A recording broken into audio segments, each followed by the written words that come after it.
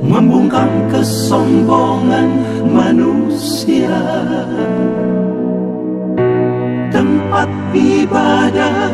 Assalamualaikum warahmatullahi wabarakatuh. Smart Netizen, MUI Bali TV, media umat Islam di Bali. Saat ini saya bersama dengan ibu dosen di Fakultas Ilmu Budaya Universitas Udayana, Ibu Alifiati, SS MSI.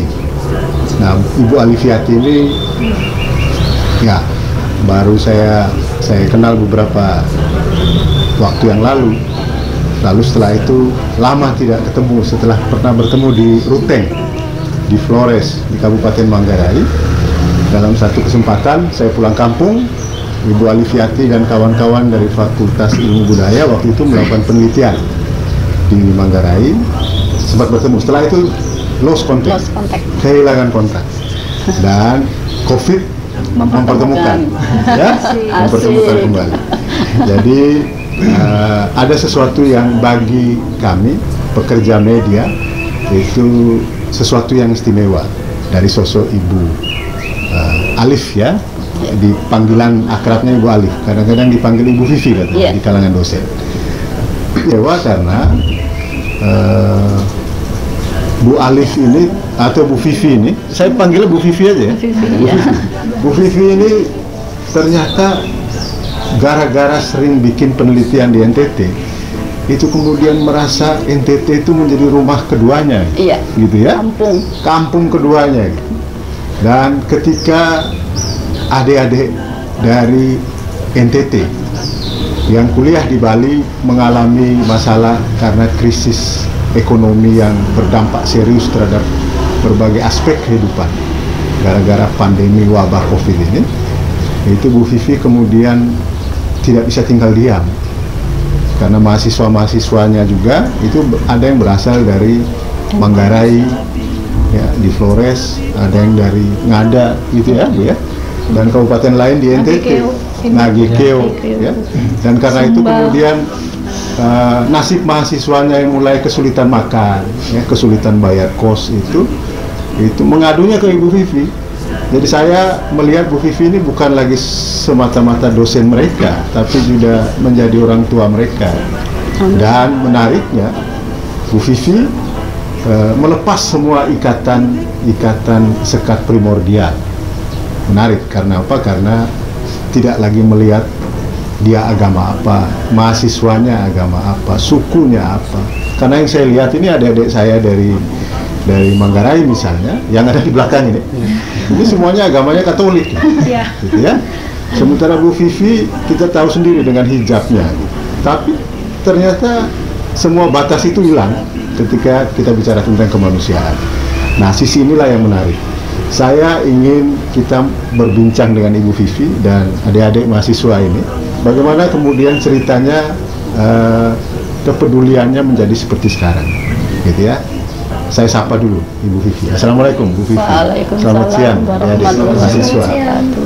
Jadi hari ini kita ingin berbagi cerita ya untuk Smart Netizen, umat Islam khususnya yang ada di Bali, bahwa kita perlu belajar dari cerita ini tentang pentingnya toleransi dalam berbagai urusan, terutama soal kemanusiaan. Nama saya Juliana Kabu, saya berasal dari Manggarai, tepatnya di Manggarai Tengah, Ketang, Kecamatan Halat.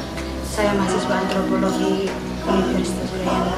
Di mata saya, Bu Vivi itu sebenarnya di sini saya tidak bisa mendeskripsikan sosok beliau bagi saya. Karena dia adalah seorang motivator yang selalu mensupport kami dalam segala hal. Beliau adalah sosok pejuang sejati. Jika di kampus, beliau adalah dosen, tetapi di luar kampus, dia adalah orang tua kami. Orang pertama yang pernah saya temui di sini, yang memberikan saya banyak sekali motivasi untuk mengingatkan saya akan perjuangan orang tua saya. dan memberikan saya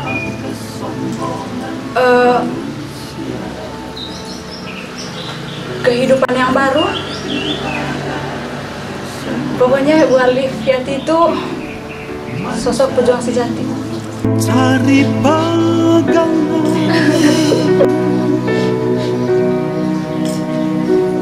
Cerita dulu Ibu Vivi, bagaimana awalnya sampai kemudian sangat peduli dengan adik-adik mahasiswa yang berasal dari NTT khususnya ya?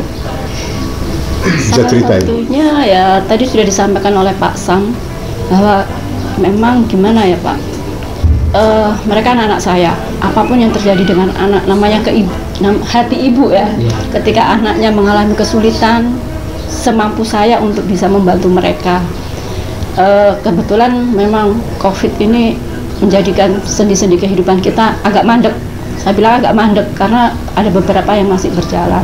Nah, ini berawal dari cerita kecil aja sebenarnya, curhatan dari mahasiswa saya pancing sebenarnya. Saya tahu anak-anak nggak akan berani atau malu menyampaikan kesulitan dia. Nah, saat itu saya pancing, gimana kondisimu hari ini? Baik Bu, sehat Bu, tapi ada masalah Bu. Masalah apa? Kami ada keterbatasan dengan logistik situ. Dek, saya udah, waduh ini saya sudah bayangkan sebelumnya bahwa ini anak-anak perantauan, khususnya anak-anak NTT dengan kondisi seperti ini pasti, karena saya tahu sebagian besar mahasiswa saya, maaf ya dalam tanda kutip, mereka itu mengejar impian dengan keterbatasan. Kenapa keterbatasan? Mereka rata-rata tidak berasal dari kota, mereka berasal dari kampung, orang tua petani yang menggantungkan kehidupannya dari, mereka kaya tanah, tapi sulit tanah itu menghasilkan sesuatu yang bisa untuk menunjang ekonomi dalam bentuk materi. Ya, jadi dengan kondisi seperti ini di belakang saya ini juragan kopi ini, tapi kondisi saat ini ya ini petani kopi dari Solol, Manggarai Timur. Tapi dengan kondisi seperti ini, panenan berapapun siapa mau beli, kondisi sama. Seperti itu. Heri dari mana Heri? Dari Ketang Bu. Ini Raja Jeruk. Raja Jeruk. Kondisi seperti ini sama mau beli juga. Juliana dari Ketang. Dari Cancar. Cancar di daerah sawah. Lumbung padinya Manggarai. Saya juga dari Ketang. Yang satu lagi Cancar. Nah, ini mereka rata-rata putra-putra petani yang punya impian besar. Dia semangat untuk meraih pendidikan, ingin merubah nasib dengan jalur pendidikan, tapi maaf, tanda kutip, dengan keterbatasan ekonomi keluarga. Nah, mereka datang ke Denpasar, ketika kondisi seperti ini, pasti kiriman agak tersendat ya, kiriman ekonomi agak tersendat. Nah, dari sana, saya menyampaikan ke teman-teman dosen, ini anak-anak kita mengalami masalah dengan logistik, istilah kami logistik Pak. Ya, istilah kami logistik. Gimana kalau kita urunan, karena saya di prodi hitungannya paling muda dalam tanda kutip, udah Bu Vivi aja yang ngelola itu dana, gitu. Jadi urunan masuk ke rekening saya laporkan tiap hari perolehan dana itu, saya belikan untuk apa, saya share ke anak-anak, tolong data teman-temanmu yang masih ada di Denpasar, semua angkatan, dari mana aja Bu, semua, intinya semua, yang penting prodi antropologi. Kebetulan saya ngajari antropologi Pak ya, jadi yang prodi antropologi, kita data, bayangan saya hanya 20 orang. Ternyata awalnya bayangan saya, ternyata yang daftar tuh 25 orang, ternyata yang datang semuanya dari antropologi. 25 orang ini. 25. Bayangan saya dari berbagai angkatan. Iya, dari berbagai angkatan. Ternyata yang datang ambil logistik 29 orang. Alhamdulillah. Nambah lagi. Alhamdulillah anak-anak kami ini memang kemanusiaannya lumayan tinggi, berbagi lagi, ada yang dibagi lagi. Akhirnya 29 orang terselesaikan. Masih ada sisa dana.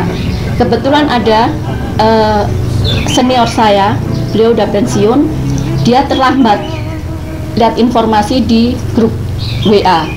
Beliau nge-share dana bantuan ke rekening saya. dari sana muncul semangat saya untuk bikin yang jilid 2.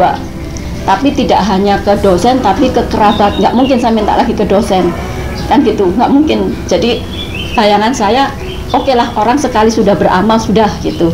Saya nggak mungkin berkali-kali minta. Itu namanya nggak bijak gitu. Akhirnya saya buka ke kerabat. Ketika saya buka ke kerabat, responnya bagus. Akhirnya saya buka lagi, saya hubungi anak-anak. Gimana nih, ada lagi yang jilid 2 yang belum dapat kemarin, tolong didata. Akhirnya masuk lagi nama 25 orang. Dan alhamdulillah sudah di luar yang 29 itu. Di luar 29, yang jilid 2 ini yang di luar 29. Kita waktu itu tidak, awalnya memang untuk anak NTT, tapi akhirnya untuk anak perantauan. Jadi saya tidak melihat ini agama mana, agama apa, atau dari mana. Nah, berikutnya yang tahap ketiga ini, kemarin saya minta keikhlasan dari teman-teman kerabat, karena yang perantauan selain dari NTT itu sudah pada pulang, Pak, dan yang antropologi sudah tercover semua, insya Allah sudah tercover semua. Akhirnya ini dana kita alihkan untuk teman-teman, untuk anak-anak saya yang dari NTT. Saya minta keikhlasan dari kerabat, karena awal itu donasi dibuka, niat awalnya adalah membantu mahasiswa. Jadi ini nanti yang jilid ketiga ini kita habiskan untuk mahasiswa yang dari NTT dan yang dari fakultas ilmu budaya yang belum dapat. Jadi intinya kami gini, jadi fakultas lain enggak ya? Nanti kedepannya ya. Iya, iya. Nah, ini tadinya kita dari cerita kepedulian sesama satu kerabat, satu kerabat. Tapi dalam seiring perjalanan waktu semakin besar. Nah, yang bantu ini bukan hanya kalangan dosen antropologi dan alumni sekarang ya? alumni. Nah, tapi saya dengar katanya kerabat dekat ibu juga itu. Iya, belakangan karena yang jilid 3 ini kerabat sudah mungkin ya itu yang tadi di Jawa ya? yang karena nggak mungkin ya saya minta bantuan 2 kali. Akhirnya saya share ke saudara-saudara saya, teman-teman saya, teman dosen yang di Jawa. Akhirnya saya share, adik saya suruh nge-share ke temannya. Ini mereka ikut nyumbang. Alhamdulillah. Ya, smart netizen luar biasa.